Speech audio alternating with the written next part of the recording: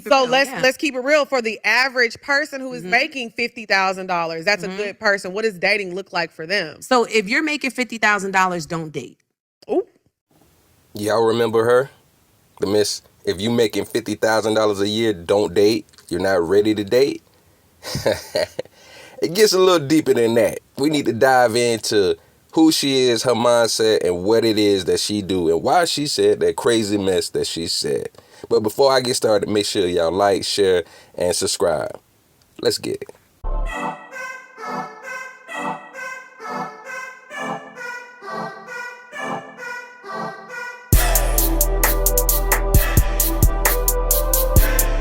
So give them an introduction so they can know who you are. Absolutely, absolutely. I'm Coach Lii.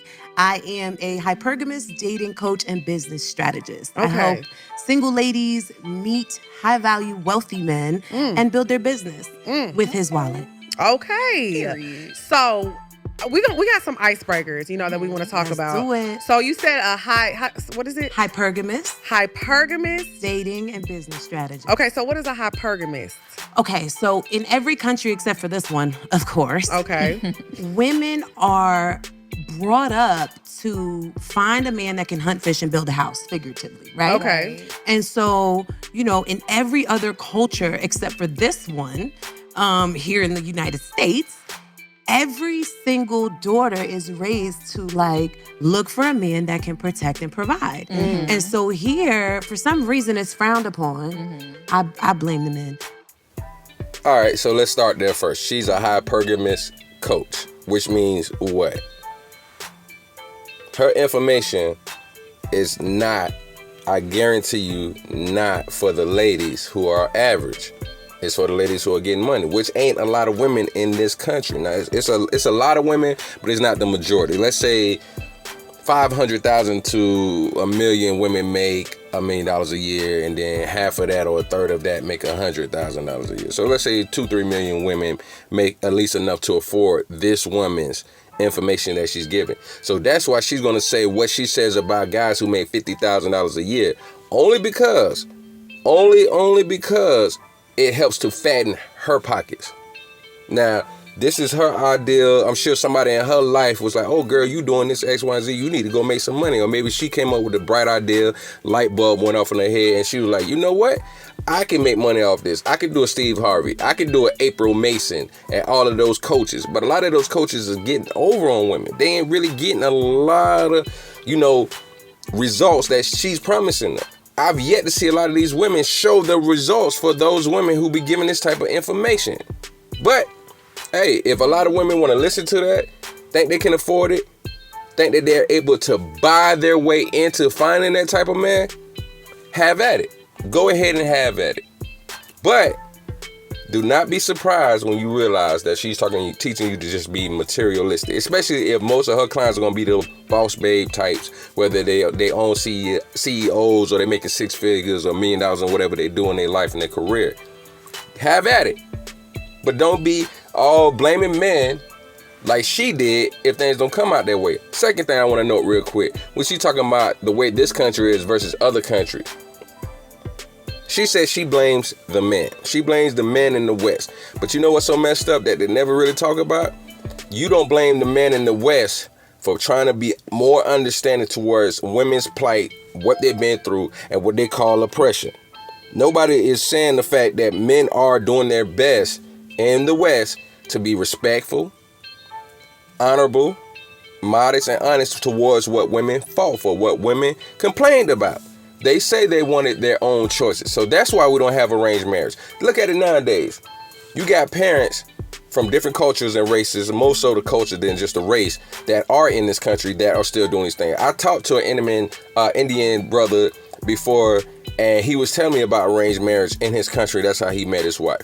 Now, she said they teach them to go after who can protect, provide, hunt, and fish, and all of that great stuff. Right. But normally the parents are the one finding that mate for their child and then meeting up with another family and figure out how they're going to bring their resources together. It's not necessarily about how attracted you are to that person. Now, no, they let them meet, like they see how their personalities gel, But they're not just pointing you in that direction. They're setting and structuring all that things up. But at the end of the day, women wanted that in this country. So how do you blame men for that? Unless you're going to blame men for saying, all right, you know what? Women have their own minds. Let's go ahead and let them do what they think is best for them. Because even if you say stuff like that, they'll be like, what? Oh, I ain't your property. They telling women to act like they're towards their fathers. I'm not your property. So women want to be able to do what they want in this country. You able to do that now, take what comes with it. So it's really crazy to me that they want to talk trash like that. But I digress. My mic is muted. But regardless, it's frowned upon, right? Right. Even some ladies are like, why would you want a rich man? Become a rich man. Well, first of all, I am rich man. Period. And secondly, it's no matter who or how you date. No, who want a broke boy? Nobody. You ever signed up for a broke boy? No, But you had one though. I done had one. I done had one. And girl. I ain't going back. Yeah. Never. Let's Not just a make place I that. want to be. No, it's not fun there. So I Ghetto. will say this, because I agree with that. I've said that before as well. I feel like every other culture, they literally raise their daughters Yeah. to marry well. Like, they want them to be taken care of. Absolutely. They don't even move their children out of the house until, they find the Correct. perfect. Find a Correct. husband, yeah. But, a lot of people's argument is a lot of these people have arranged marriages, and that's what comes with us having the option to, marry for love and marry who we want. So what would be your response to that of the grass is greener on the other side type deal? Well, the grass is greener where you water it. Let's start there. So whether you have an arranged relationship or a not arranged relationship, now we're in 2024. Nobody in the United States is arranging a marriage. Like, that's agree. far and few in between. That doesn't really happen anymore. You might have super wealthy children that, their parents are like, You should that's a no. probably date. Yeah, that's a no. Yeah. That's a no. Stick you in proximity. And that's the key, is proximity, right? So Okay. that's why all my students, that's why the business strategist kicks in.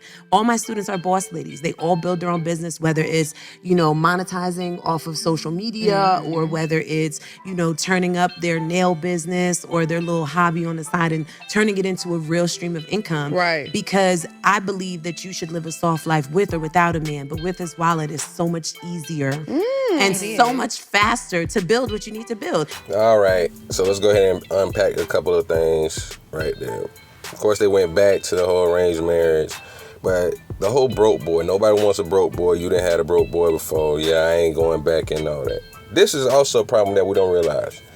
Through the bad experiences that a lot of these type of females with this bird brain mentality have, it's also a scarcity. They're afraid that they'll end up being back impoverished, broke life, maybe came up in a single mother home. It's scarcity mindset. You get what I'm saying? It's scarcity mindset. I understand you don't want to go back to certain things, but we're in the West. You can take care of yourself. It's not contingent that you have to depend upon somebody else's finances if you want to make sure you never have to. Now, it's difficult out here nowadays, especially after the pandemic, trying to get ourselves back right, correct, and all of that stuff. I get it. Most of the times you do need help with another income. You do. But to sit around and act with this whole broke boy thing, there's no modesty there. These women are very unattractive to guys. Guys who truly understand finances ain't respecting you as a woman, especially like what she said earlier and said, now, like, oh, these guys gonna spend for you. I teach women how to be hypergamous, build their own business, but with a man's wallet. It's easy to build with a man's wallet.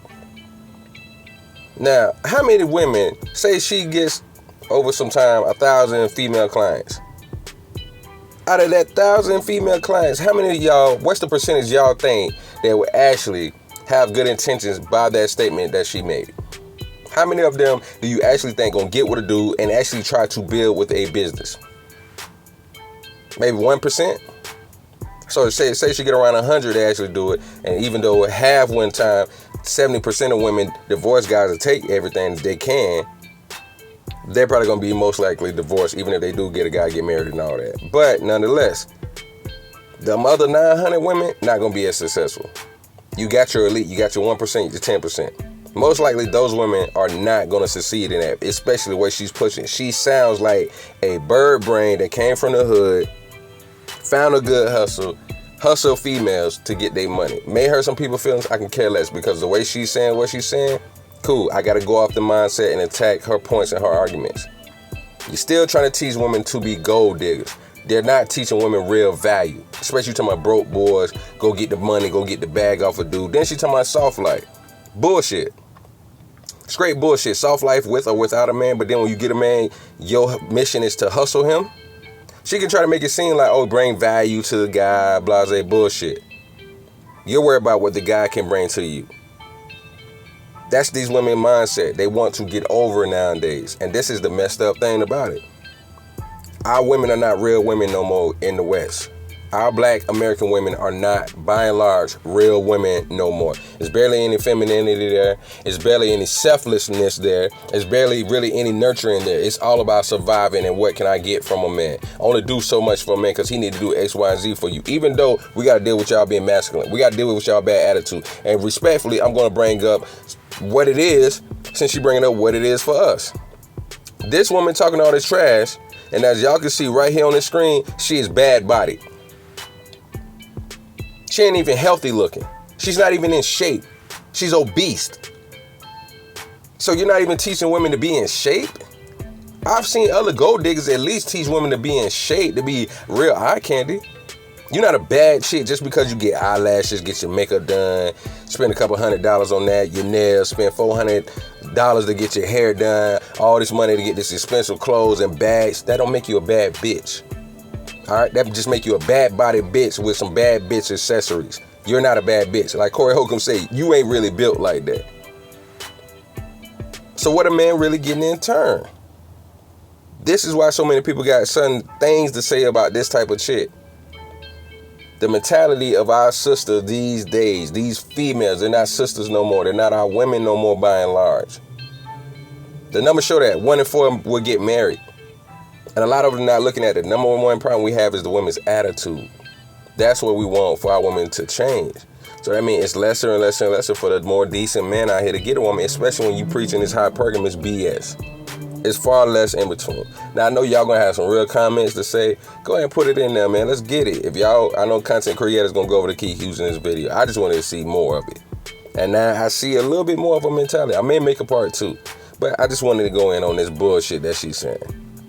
So, y'all enjoy the show. Make sure you like, share, and subscribe. You know I'm gonna bring back some stuff because I got some stuff to talk about when you got guys that doing this simp shit. So, stay tuned. This your boy JTL, aka Big Op, aka Op from the North 18. We'll be back with more. Chill.